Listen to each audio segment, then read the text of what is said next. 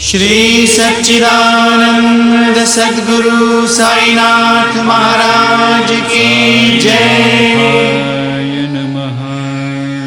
శ్రీ మాత్రే నమః.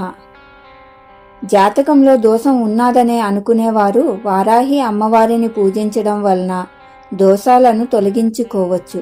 ముందుగా వారాహి అమ్మవారికి సంకల్పం చెప్పుకొని వారాహి మంత్రాన్ని ప్రతిరోజు 108 సార్లు ఇలా 48 రోజుల పాటు జపించడం వలన జాతకంలో ఉన్న దోషాలన్నీ తొలగుతాయని మన పెద్దలు చెబుతారు. ఈ మంత్రం జపించేటప్పుడు వారాహిదేవికి నైవేద్యంగా దానిమ్మ పండు, బెల్లం పానకం, పులిహోర సమర్పించవచ్చు. ఏ పూజ చేసేటప్పుడైనా బ్రహ్మముహూర్తంలో ఆరాధన చేయడం వలన అద్భుతమైన ఫలితాలను పొందవచ్చు.